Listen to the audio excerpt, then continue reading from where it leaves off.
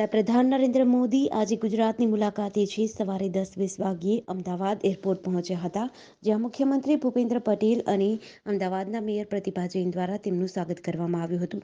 નરેન્દ્ર મોદી સ્ટેડિયમમાં Amul ફેડરેશનના golden jubilee કાર્યક્રમમાં હાજરી આપી હતી.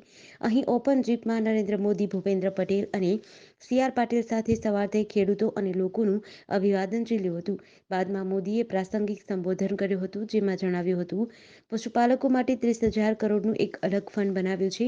10 લાખ કરોડ ટર્નઓવરવાળી ડેરી સેક્ટરની મોટી કરતા ધરતા આપણી માતાઓ અને બહેનો છે. આ કાર્યક્રમને લઈને વહેલી સવારથી જ રાજ્યના વિવિધ શહેરો અને જિલ્લાઓમાંથી ખેડૂતો અને વડાપ્રધાનના કાર્યક્રમમાં પહોંચ્યા હતા. સ્ટેડિયમની અંદર અને બહારના ભાગે ચુસ્ત બંદોબસ્ત ગોઠવી દેવામાં આવ્યો હતો. નરેન્દ્ર મોદી સ્ટેડિયમ લોકોથી ખીચોખીચ ભરાઈ ગયું હતું. ભારતીય સેનાના જવાનોએ બુધવારે સિક્કિમમાં ભારત-ચીન સરહદ પર નાથુલામાં ભારે હિમવર્ષાના કારણે ફસાયેલા 500 કરતાં પણ વધારે પ્રવાસીઓને બચાવ્યા હતા. સેનાએ એક સત્તાવાર નિવેદનમાં આ માહિતી આપી હતી. સેનાના નિવેદન અનુસાર પૂર્વ સિક્કિમમાં અચાનક હિમવર્ષાના કારણે ફસાયેલા 500થી વધુ પ્રવાસીઓને સેનાના ત્રિશક્તિ કોર્પ્સના જવાનોએ બચાવ્યા હતા. આ ઉપરાંત તેમના નિવેદનમાં કહેવામાં આવ્યું છે કે ત્રિશક્તિ કોર્પ્સના જવાનોને બચાવવા માટે ત્યાં મોકલવામાં આવ્યા હતા અને ફસાયેલા પ્રવાસીઓને મદદ પૂરી પાડી હતી. સેનાએ પ્રવાસીઓને ગરમ ખોરાક અને તાત્કાલિક તબીબી સહાય પૂરી પાડી હતી. નોંધનીય છે કે ભારે હિમવર્ષાના કારણે નાથુલામાં લગભગ 175 વાહનો ફસાઈ ગયા હતા. ભારતીય સેનાની ત્રિશક્તિ કોર્પ્સ સિક્કિમમાં સરહદોની રક્ષા કરતી વખતે નાગરિકોની મદદ કરવા માટે હરહંમેશ તૈયાર રહે છે.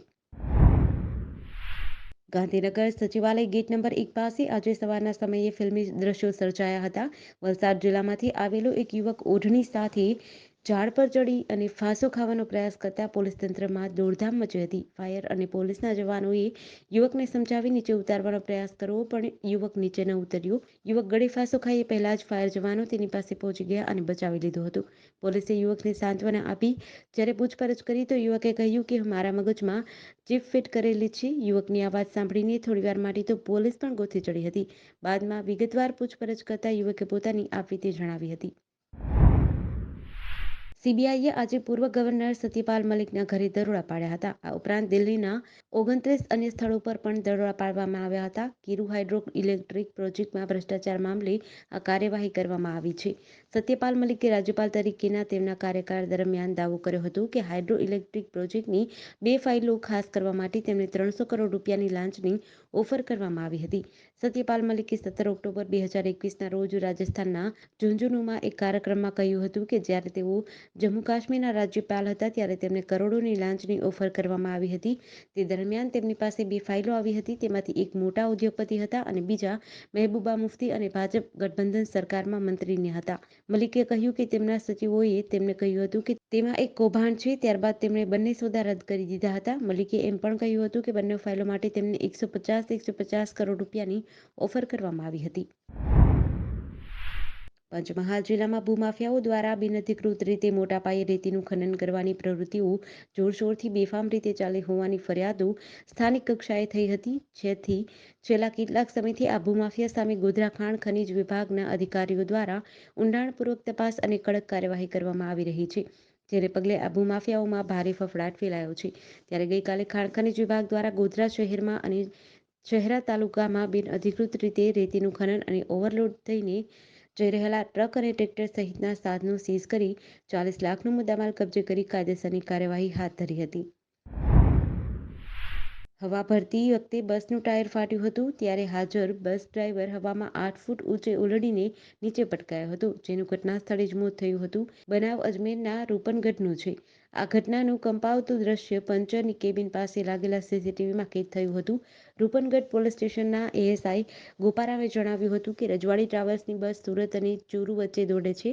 સીકર જિલ્લાના ધોધ નજીક ગણેશપુરા ગામમાં રહેતા ભુરારામ જાટનો પુત્ર બોધુરામ બસનો ડ્રાઈવર હતો. આ બસ સુરત ચૂરુ વચ્ચે ચાલે છે. બોધુરામ સોમવારે રાત્રે સુરતથી બસ દ્વારા નીકળ્યા હતા. તેમાં ચૂરુ માટે 20-22 મુસાફરો હતા. સ્ટેપનીના ટાયરમાં પંચર કરાવવા માટે બસને ગુજરાતી હોટલથી થોડી દૂર આવેલી પંચરની કેબિન પાસે રોકી હતી. એએસઆઈએ જણાવ્યું હતું કે હોટલ પાસે રોકાયા બાદ મુસાફરો ચા નાસ્તો કરી રહ્યા હતા. આ દરમિયાન ડ્રાઈવર બોધુરામ સ્ટેપનીનું ટાયર પંચર થઈ ગયું હતું. પંચર કર્યા પછી હવા ભરતી વખતે અચાનક જોરથી વિસ્ફોટ થયો હતો.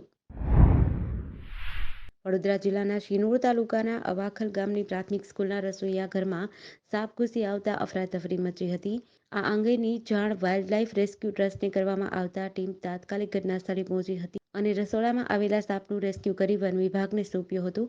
સાપ પકડાતા વિદ્યાર્થીઓ અને શિક્ષકોએ રાહત અનુભવી હતી. પ્રાપ્ત વિગતો પ્રમાણે શિનોર તાલુકાના અવાખલ ગામમાં આવેલી પ્રાથમિક શાળાના રસોઈ ઘરમાં આશરે 5 ફૂટનો સાપ ઘૂસી ગયો હતો. રસોઈ ઘરમાં કામ કરતી બહેનો સાપ ઉપર નજર પડતા ગભરાઈ ગઈ હતી અને તરત જ રસોઈ ઘરમાંથી બહાર દોડી આવી હતી.